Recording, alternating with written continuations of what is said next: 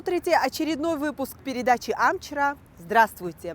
Работе ЦИК мы уделяем особое внимание во время предвыборной кампании и непосредственно выборов.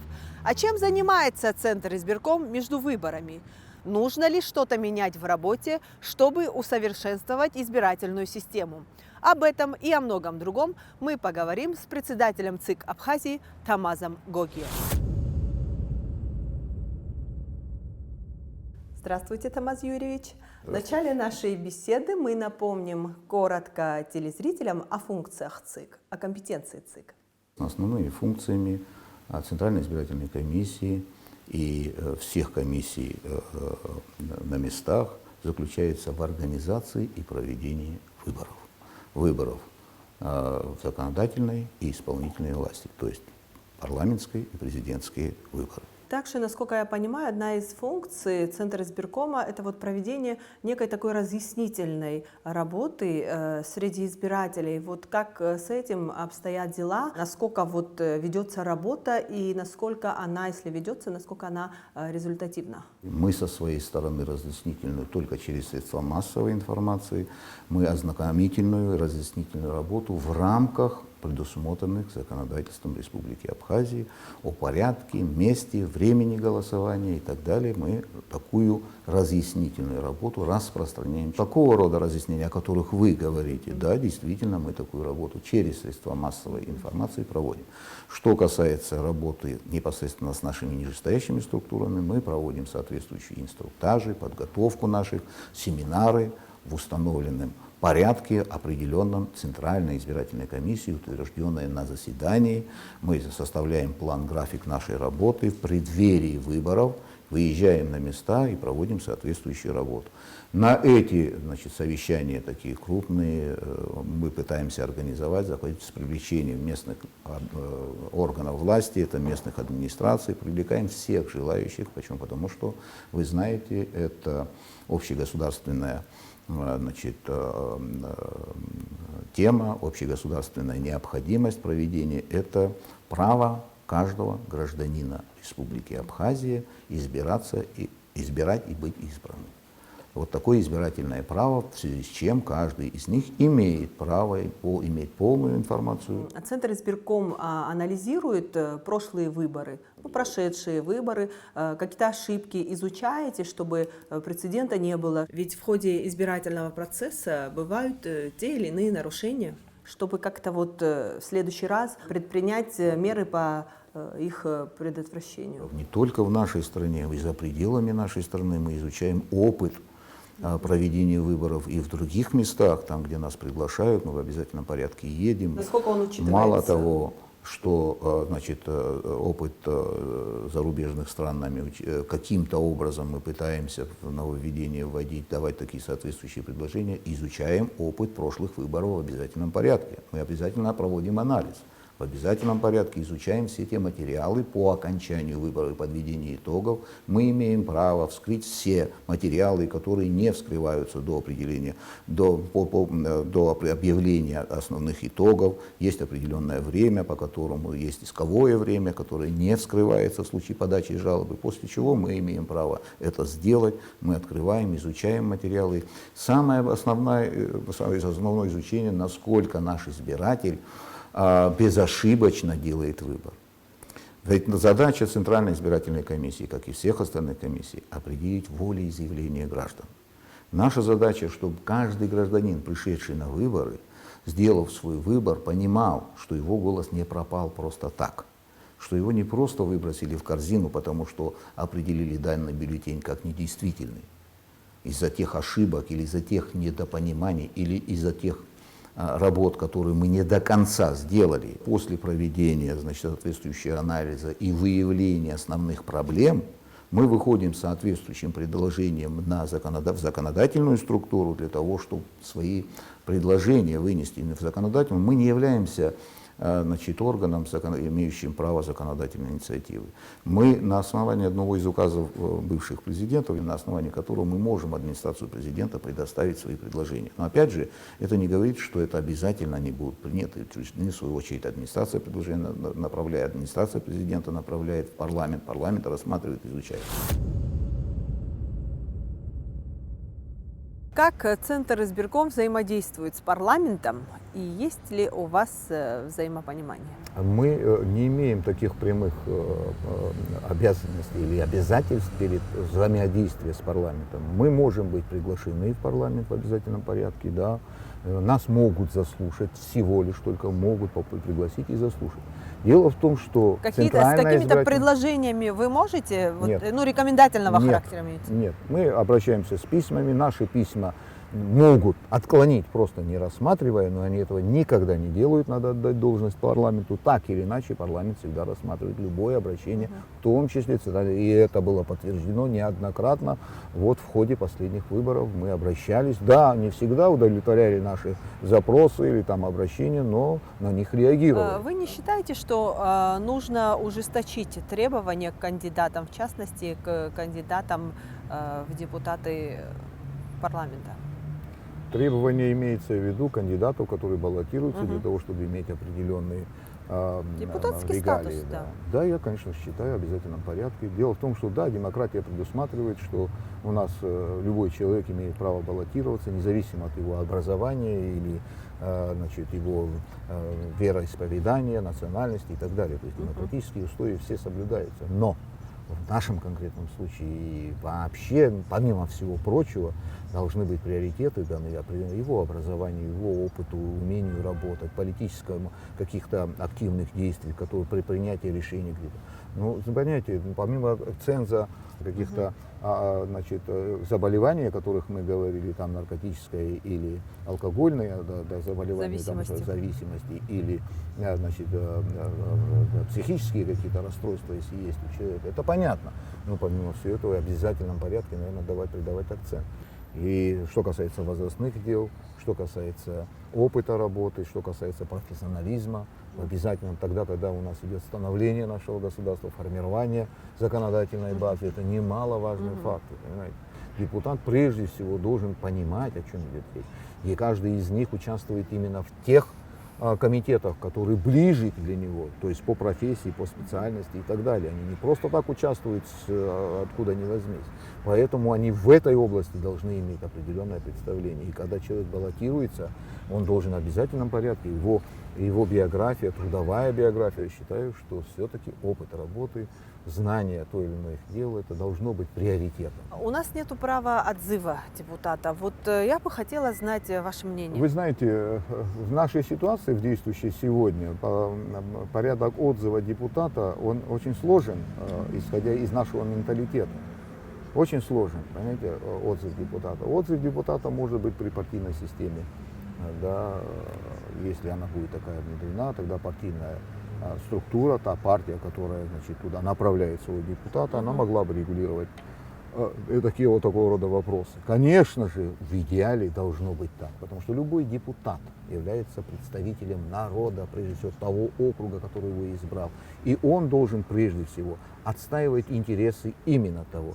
Мы в идеале, каждый из депутатов, прежде чем рассматривать любой законопроект, они должны встречаться со своими избирателями, обговаривать, изучать их позицию, знать, доводить до людей, какой законопроект хотят провести, как они видят это, и, получив одобрение, уже голосовать, исходя из того одобрения, которое существует. Да, мандат у них на их срок существует. Как бы им на 5 лет уже выборщики дали этот мандат, доверили принимать самим решения данные. И это тоже правильно, я ничего не говорю. Но отзыв депутата может быть или состояться по каким-то причинам, которые не соответствуют тем чаяниям, да, избирателей. Было бы законодательно заложена такая позиция, в этом случае, может быть, каким-то образом и стимулировала бы их работу, и дисциплинировала бы работу, и отношение было бы двойное, обратная связь, так называемая, существовала бы. Я поэтому считаю, что, конечно же, может быть, это было бы и хорошо.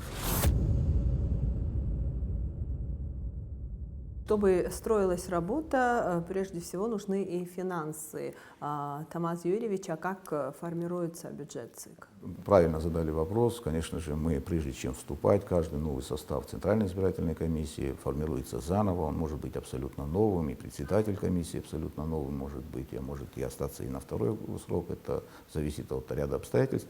Не в этом суть, но в любом случае, каждый раз, как только мы готовимся к очередным выборам, мы поднимаем бюджет бюджет прошлых выборов, ссылаемся на бюджет прошлых выборов, с учетом инфляционных процессов, разрабатываем новый бюджет, с учетом нововведений, которые, если поправок, которые были в законодательстве. Финансирование выборов проводится за счет республиканского бюджета. Бюджет, смету расходов по, значит, финансированию выборов готовит Центральная избирательная комиссия и утверждает. Финансовые структуры государства в обязательном порядке, они тщательно изучают наш бюджет, рассматривают, мы приходим, нас приглашают наших представителей, мы разъясняем некоторые вещи. Но не было такого, чтобы вот прямо кто-то сопротивлялся именно вот таким, значит, затратам или иным. Ну, затратами со своей стороны тоже государственные люди, мы не пытаемся сделать того, чего не надо. То есть минимально необходимые средства закладывая туда. Каков состав комиссии и как она формируется, вот по какому принципу? Состав комиссии 15 человек, формируется по принципу, значит, представления исполнительной и законодательной власти. Значит, со своей стороны из 15 человек, значит, исполнительная власть предоставляет 7 человек, 7 кандидатов в Центральную избирательную комиссию, и законодательная 8 человек. Значит, направляются сюда лица, представители общественности, общественных организаций, политических партий могут быть представители и так далее. Поэтому вот формируется вот таким образом. Я же говорю, все члены Центральной избирательной комиссии, за исключением председателя и секретаря, работают весь период, отведенный законодательством 5 лет, на общественных началах. Только председатель и секретарь, мы содержимся на бюджете, то есть штатные единицы. Во время выборов, понятно, все внимание приковано к ЦИК, но выборы заканчиваются, начинаются, так сказать, будни. Чем в это время занимается Центр избирком? Вот хороший вопрос, и спасибо, конечно же, всех интересует. Вот, что такое Центральная избирательная комиссия, да что они там делают? Действительно, это всем интересно.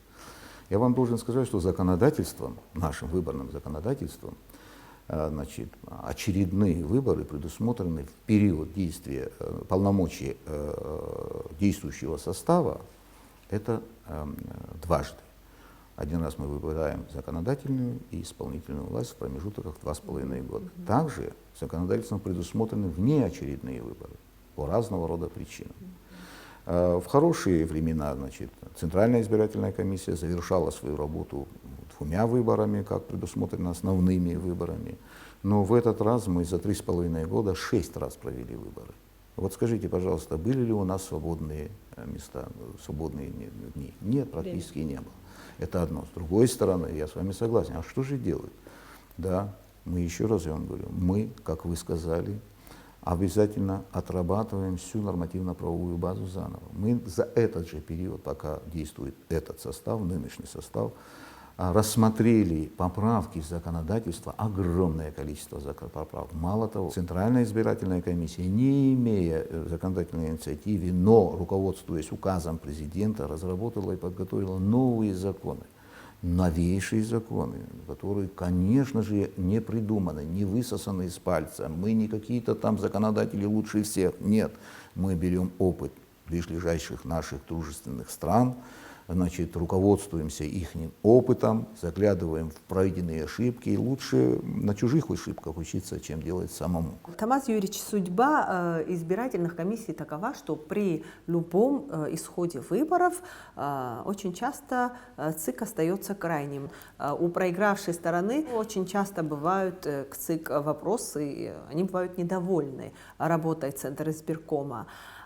Скажите, пожалуйста, вот какими качествами, на ваш взгляд, должны обладать члены ЦИК, ну и председатель, конечно же, чтобы вот не было претензий к их работе? Я считаю, что председатель ЦИК должен проявлять свою беспристрастность. Понимаете, абсолютно. И если он не будет ссылаться на закон о приоритетах своих, говорит, о родственных связях, о дружественных связях, знаете, могут тебя, знаете, как так вот, в связи с тем, что Центральная избирательная комиссия формируется частично законодательной и исполнительной властью, и в тот список, в который ты входишь, тебя обычно туда начинают прикреплять, что ты сторонник именно, вот, скажем, президентского. То есть если по списку президента, значит, ты действующего президента поддерживаешь и так далее, и так далее. На что угодно ссылается. То вы друзья, или там родственники, или еще что-то. Я должен вам сказать, что не было, наверное, президента в стране, с кем у меня не были или дружеские, или приятельские, и даже родственные отношения. Вот. Вы не поверите. Это никак не влияет на вашу работу? Не абсолютно никак. Все прекрасно На это объективность, знают. скажем никак так. не влияет. Я вам должен сказать, что и действующий президент сегодняшний, нынешний, это мой ближайший друг. Ну, я так считаю, во всяком случае, я надеюсь, он тоже так считает. Не просто друг, мы очень близкие люди, но я не думаю, что кто-нибудь каким-то образом сказал бы, что я приоритеты отдавал куда-то в ту сторону или в другую сторону. Хотя хотелось, конечно, многим так подумать. Тогда, как вы сказали, крайним делается правильно. Да, это нормально. Это нормально. Когда из 152 человек, даже в парламент баллотирующихся в 2017 году, 35 всего пришло. 35 считают, что они должным образом победили, потому что народ их избрал, и ЦИК здесь ни при чем, их дело было просто объявить. Зато все остальные 120 человек считают, что ЦИК, зараза, виноват. Иначе мы все выиграли. Вот они там что-то намудрили, наверное. И каждая из сторон сюда направляет своих представителей, пытаются выявить, где-то найти черную кошку в темной комнате, там, где ее нет. И это зачастую случается. И, конечно, каждому хочется верить в то, что народ именно его выбрал, а не кого-то. И в связи с какими-то там манипуляциями и происходит. Я не говорю о том, что не бывает такого. Вы предвосхищаете мой вопрос, вот как мы уже говорили, на ЦИК ложится, конечно же, колоссальная работа во время выборов. И, конечно же, вокруг вас обстановка должна быть спокойной, чтобы работать как полагается. Ну, не всегда это удается, как показывает практика. Никогда это не удается. Наверное, так правильнее будет сказано. Интеллектуальная, физическая, да и моральная нагрузка вот на вас ложится. Вы знаете, приходится сдерживать эмоции, несмотря на то, что мы все импульсивные, эмоциональные, я не исключение, причем совсем не исключение, я должен вам сказать. Но дело в том, что я не новый человек в ЦИКе, я в 2004 году участвовал в работе ЦИКа в самый напряженный момент. Мне было знакомо происходящее, я слежу за ситуацией, я не новый человек в органах государственного управления. Да, вот с 1993 года я непосредственно участвую в создании нашего, формировании нашего государства, непосредственное участие принимал в роли главы администрации, заместителя, там, председателя госкомитета и так далее.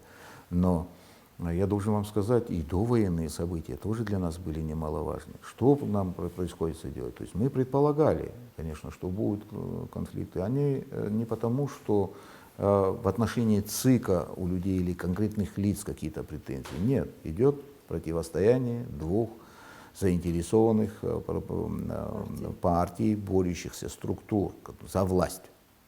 И каждая из них пытается уличить ЦИК, как мы говорили, в каких-то неправомерных действиях. Или другую сторону.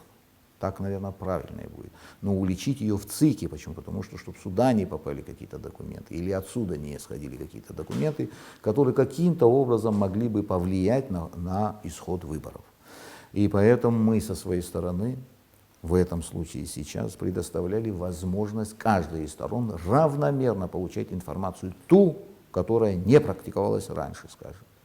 Каждый раз кто-то приходил, требовал просмотреть какие-то списки, посмотреть базу данных.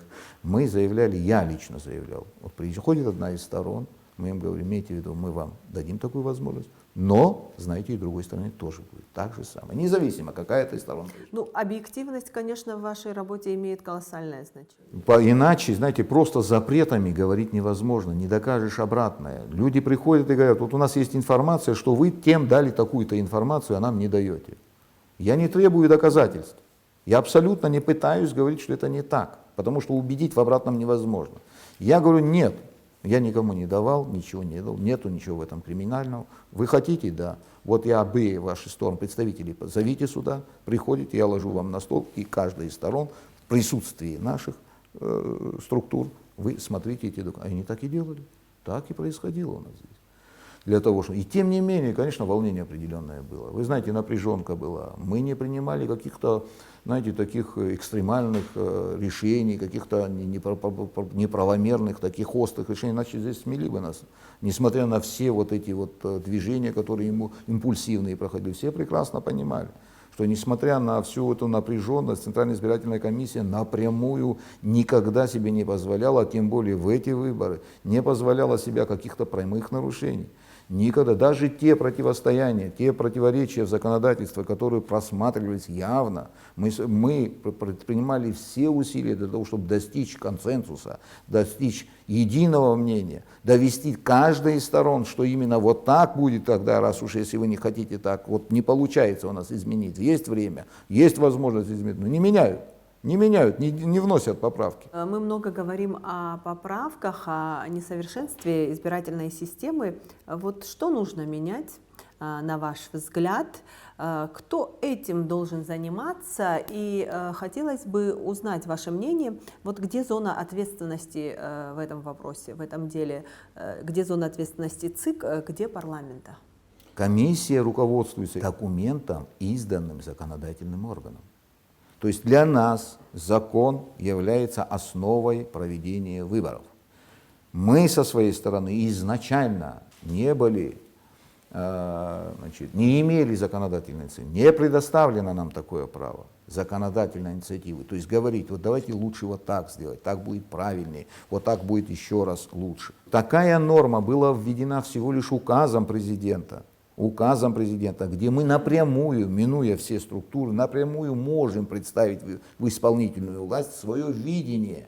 Я об этом хотела вас спросить, мы вот это ваши делаем. предложения. Да, и вот эти предложения постоянно направлялись. Сейчас мы новой структуре, администрации новой президента, мы заново готовим, и мы вот этот период, единственное, вы понимаете, что сегодня в связи с ограничениями у нас тоже существует по нашему аппарату, и очень многие попали под указ президента, по которым у кого дети дошкольного возраста и старше 60, значит, освободили от основных служебных обязанностей. Это основная часть нашего коллектива.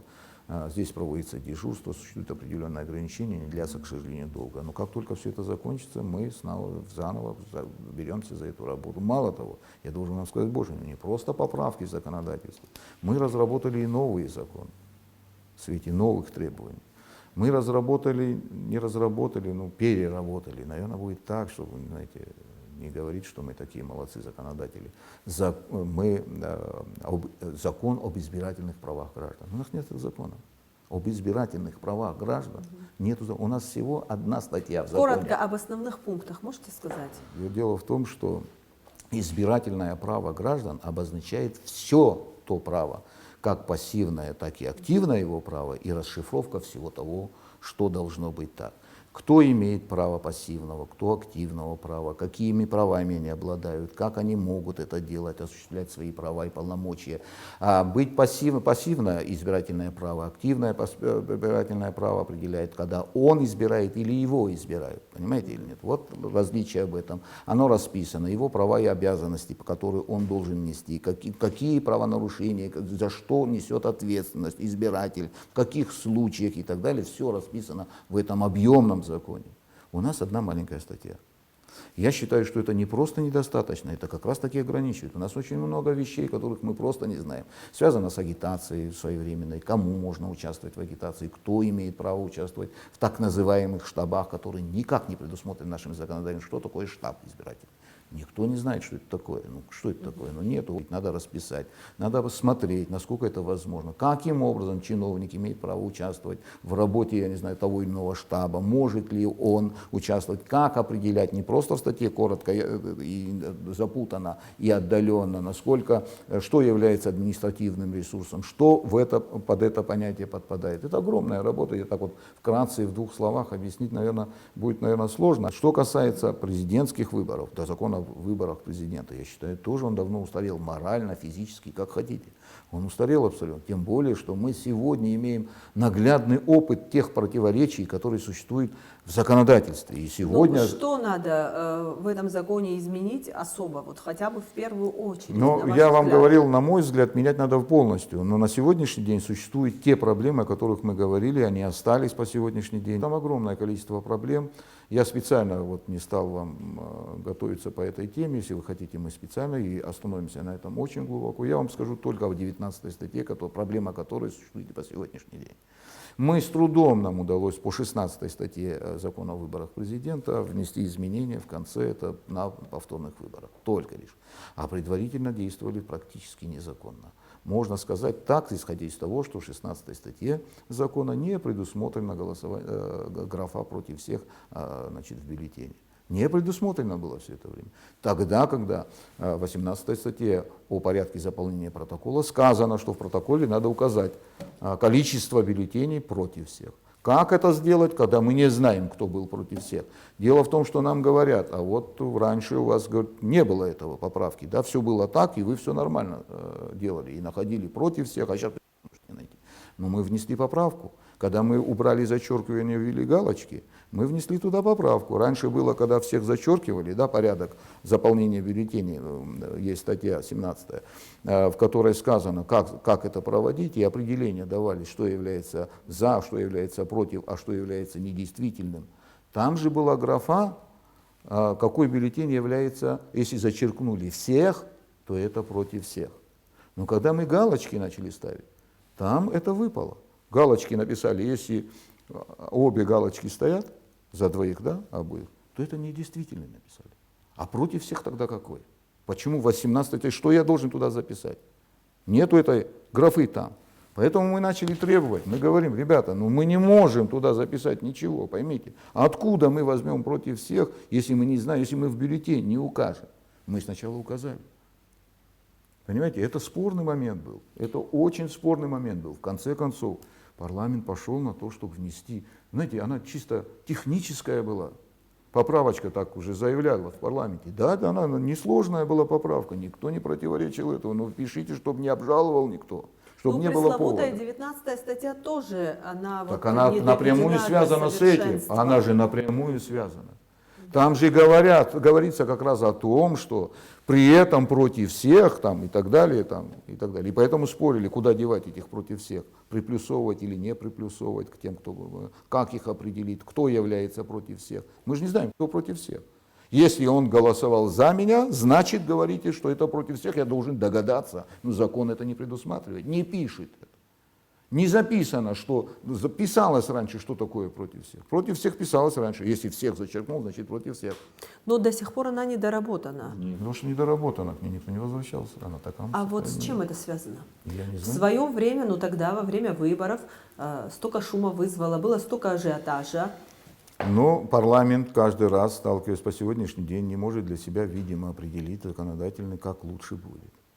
Я так думаю, иначе я никак, потому что, на мой взгляд, я еще раз не претендую, вы понимаете, я лично, или вот те мои коллеги, которые, значит, являются сторонниками моего мнения, мы не претендуем на то, что мы лучше всех знаем, как правильно. Мы не настаиваем, сделайте так или сделайте иначе, мы не говорим, мы говорим, конкретизируйте, пожалуйста, сделайте. Дело в том, что если раньше, в свое время, была такая функция у парламента, когда они давали толкование тому или иному закону, можно было обратиться в парламент, и они говорили, вот надо понимать это так. С недавнего прошлого они эти функции себя сложили. И никто эти функции не принял. То есть толковать закон никто не может.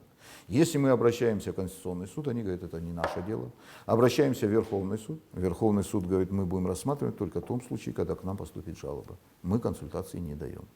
Вот как и было вот в прошлый раз. И вот мы попали в такую непонятную ситуацию между двух огней. Вот из выборов в выборы мы периодически сталкиваемся с несовершенством вот, нормативно-правовой базы. Вот в тот период возникает много шума, но потом после выборов все сходит на нет. Вот вопрос сходит на нет. Ну, актуальным вопросы становятся накануне выборов. Понимаете, в чем проблема? Вот То она в есть чем проблема. накануне То есть выборов нужно приниматься за законы. неправильно это. Согласны, что это не должно быть так. Потому что накануне выборов стороны делятся. Каждый начинает видеть в этом подвох.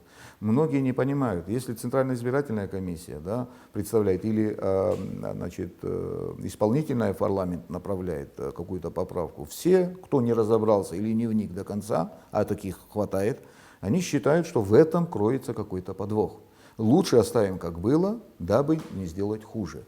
Понимаете как? Поэтому иногда перед выборами все это тормозится, хотя и будоражится, но и тормозится. Как возник вопрос по 19 статье? Я вам скажу.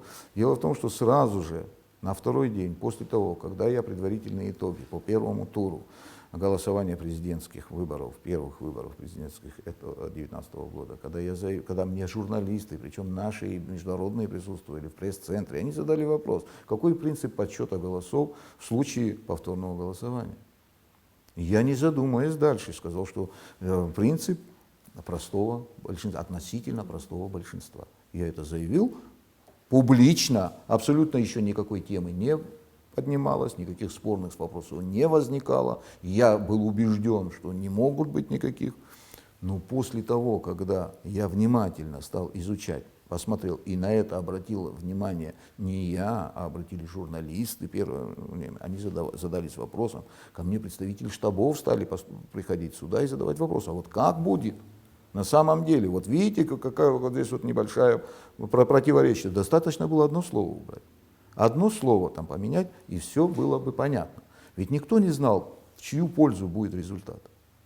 Поэтому, принимая заранее решение, люди должны привыкнуть к мысли тому, что будет именно так, а не иначе. Как лучше? Да как угодно. Как хотите, приплюсовывайте, отминусовывайте. Дайте нам так, чтобы ко мне и к нашим моим коллегам, и к Центральной избирательной комиссии как таковой не было каких-то вопросов, что мы сделали что-то не так, что мы сегодня приняли решение одно, а вот они теперь хотят по-другому. Ну, 19 статья, получается, недоработана. Время летит быстро, и наша страна опять вот с головой окунется в предвыборный водоворот. Вот что тогда? Но дело в том, что у нас следующие президентские выборы не скоро. Я надеюсь, что к этому времени мы еще вернемся и решим. Поэтому на парламентских выборах это немножко иная ситуация. Парламентские выборы через год, да. Но они еще есть, время еще есть. Я встречался с Асланом Георгиевичем единожды всего лишь, это при вручении ему удостоверения. И я первым делом, конечно, обратил его внимание на то, чтобы каким-то образом доработать. Я думаю, что он абсолютно не против каким-то образом обратить на это внимание со своей стороны. Я надеюсь, что это так. И в любом случае, любые поправки, которые будет формирован наш срок действия этого состава заканчивается через год. Я думаю, что или новый состав, или, может быть, отчасти те члены ЦИК, которые останутся в следующий срок, они опять смогут столкнуться с этой проблемой. И нежелательно, конечно, ее оставлять до такого уровня. И огромное количество поправок, на мой взгляд, должно быть на действующем законодательстве. Хотя бы ссылаться о том, что статус ЦИКа должен быть в определенном порядке. Я имею в виду членов ЦИК. То есть они на общественных началах, я вам говорю, переносят огромные тяготы и работы здесь. Вы понимаете, 1 час поработать в ЦИКе — это год работать в нормальной, спокойной организации.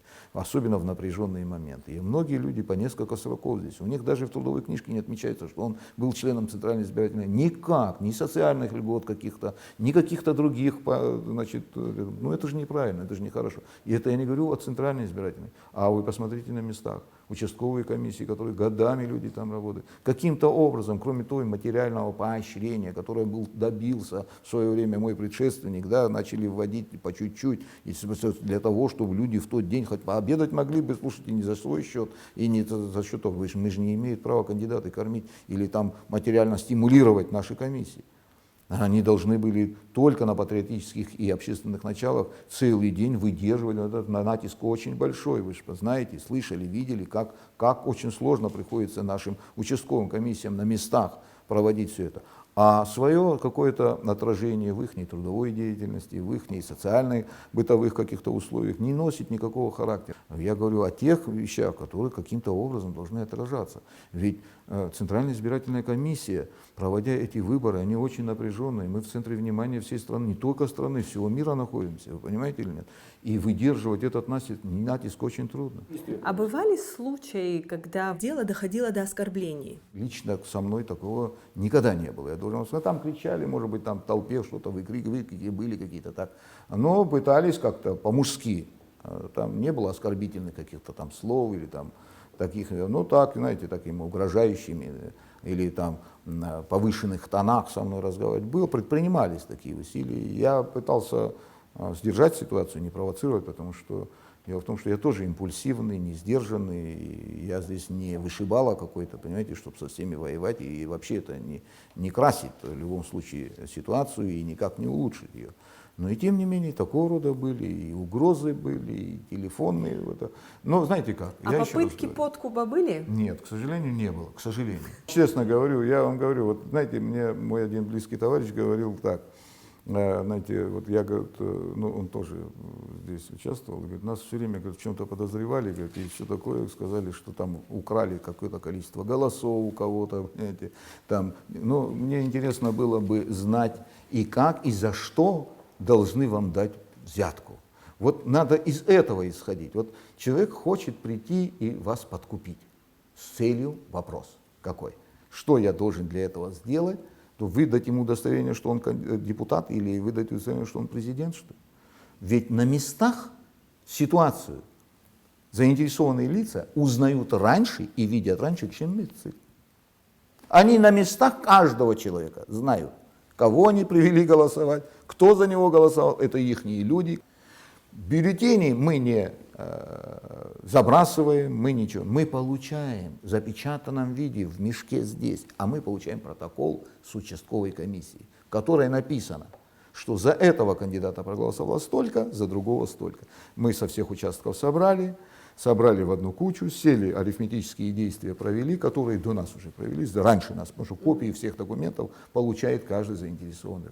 Я вам еще раз говорю, я смело могу заявить, и пускай не обижается наш стратегический партнер Российской Федерации, знает, наша выборная система наиболее прозрачная, чем любая другая. Ну, во время выборов и после выборов многие международные наблюдатели это отмечают. Вы знаете, вот была такая ситуация, наверное, может быть, я неправильно скажу, когда вот предыдущему моему коллеге задавали вопрос представители иностранных наблюдателей, там, те, кто мониторил нашу ситуацию, они задавали такой вопрос, а где вторая урна? Вот, понимаете, потому что, может быть, это где-то принято, что есть вторая урна, или там какая-то специальная урна, или там что-то. Вот. Провоцировали, может быть. Ну, может, провоцировали, может быть, это норма где-то, да, но у нас этого невозможно, у нас за каждой урной 10 человек едут. Они попробуют только не зайти в ту комнату, даже те, кто не имеет права заходить к больному в комнату, они все врываются туда. Потому что за каждый голос идет борьба, за каждого человека. И я вам скажу, вмешиваться в эту процедуру это просто небезопасно. Небезопасно для любого человека. Но это может спровоцировать не просто какие-то скандалы, это надо две головы иметь, и я таких не знаю. Мы работаем сутками, у нас не нормированный рабочий день. А в день выборов или за день до выборов мы сутками здесь находимся. И после выборов в течение 3 дней до объявления окончательных итогов мы можем находиться сутки здесь. Но люди доходят до изнеможения, я вам скажу. Очень сложно, очень трудно, напряжение большое, а количество людей посещения большое, эмоциональные вещи очень большие, и нагрузка большая. Я, знаете, почему это об этом говорю? Дело в том, что у меня огромный стаж работы, да, я во многих местах, как до войны, так и после войны работал. Я участник боевых действий, вы, наверное, знаете, но напряжение, то, что существует в Центральной избирательной комиссии, да, нагрузка, которая существует, моральная и физическая, а моральная зачастую больше, она намного выше всех тех мест, где я работал, вместе взятых. Насколько при этом необходима дипломатия? Я имею в виду именно в такие вот наверное, горячую... Наверное, это самое основное. К сожалению, я не могу хвастаться тем, что я вот такой вот дипломат. Хотелось бы быть дипломатом таким, чтобы Ну, чтобы не имеет столкнуть возможность, народ. Да, не только народ, вы понимаете, у нас и внутри делится ЦИК тоже на своих сторонников и так далее. Да, мы все члены ЦИК должны создавать видимость нейтралитета, но в любом случае все живые люди. Каждый из них свое избирательное право имеет право отстаивать, понимаете, нет, имеет свои предпочтения. И они делятся и здесь, эмоции здесь внутри, не надо за пределы. Я не говорю об эмоциях, которые извне приходят, это естественно и понятно. У нас внутри Ну, и вы как руководитель должны это регулировать. Конечно. Наш голос слышен за несколько кварталов, когда мы здесь просто обсуждаем какую-то тему. Да, вот, кстати, отношения не портятся? Нет, мы в прекрасных отношениях, я должен сказать. Да, в моменте могут испортиться, нагрубить друг другу могут, там, доходить до того, что мы просто разводим силы. Независимо, это женщина или мужчина, вот настолько эмоционально все это дело проходит и здесь тоже, но всегда. У нас, я вам должен сказать, ни одно практически, за редким исключением, решение Центрального банка было принято единогласно, я этим горжусь. Я горжусь. Даже вот при противостоянии сторон, тогда, когда у нас даже ЦИК разделился на две половины, решение Центральной избирательной было однозначным. Ну что это, объективность? Объективность. Тамаз Юрьевич, а теперь я хочу перейти к другой теме. Она уже набила оскомину. Эту проблему мы все на себе чувствуем. Я имею в виду ситуацию, в которой оказалась наша энергосистема. Вот хочу спросить прямо, у вас есть майнинги? Нет. И никогда не было, я никогда не был сторонником их установки. Имел такую возможность. Я вам скажу, не скрывая. Я считал и считаю, что это преступление государственного масштаба, связанное с ограничением всех остальных граждан в электроэнергии. Этого не должно быть. У нас как и военная, так и энергетическая безопасность страны должна существовать. Благодаря Всевышнему сегодня мы, имея этот энергетический, сегодня существуем как страна. И это я могу заявить абсолютно ответственно. Мы сегодня, исходя из той ситуации, сложившейся в нашей энергосистеме, должны аккуратно к этому относиться.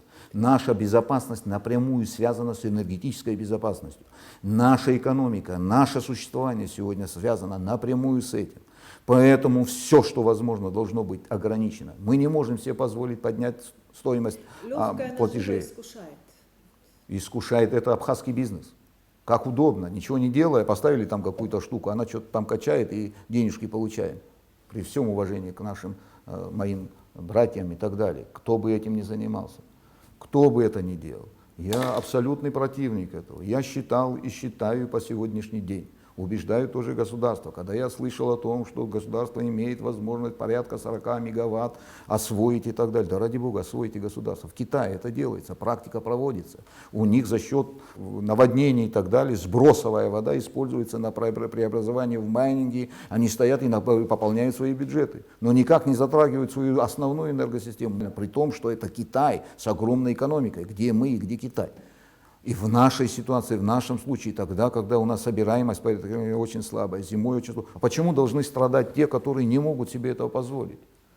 Потому что кто-то деньги имеет и еще больше должен заработать. Скажите, пожалуйста, на каких правах, что у них там больше аппетит, у них больше должны быть заслуг перед страной, что ли? Я считаю, что это недопустимо, в абсолютном порядке должно быть искоренено. Если есть такая возможность у государства, государство должна этим воспользоваться в обязательном порядке. В конце нашей беседы мы гостю задаем традиционный вопрос. Вот, Тамаз Юрьевич, в течение года, не этого года, а вообще вот в целом в течение одного года, какие, ну вот скажем, 3 вопроса вы могли бы решить? Вот один из вопросов, это основная наша функциональная обязанность, это организация и проведение выборов.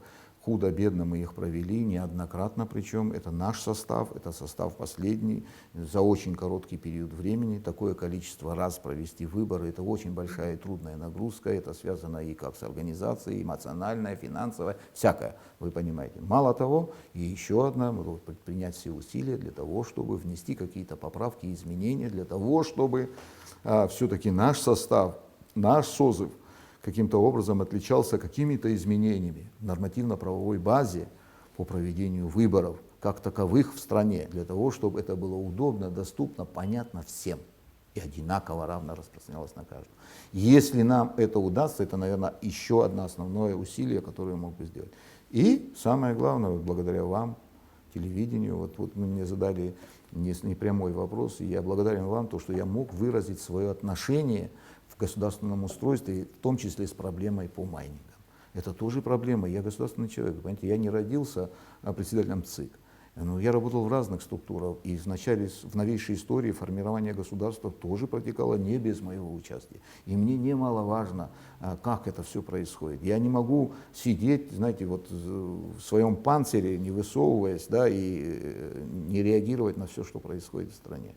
Потому что эта страна наших детей, наших потомков. Нам не безразлично, кому мы оставим и как оставим.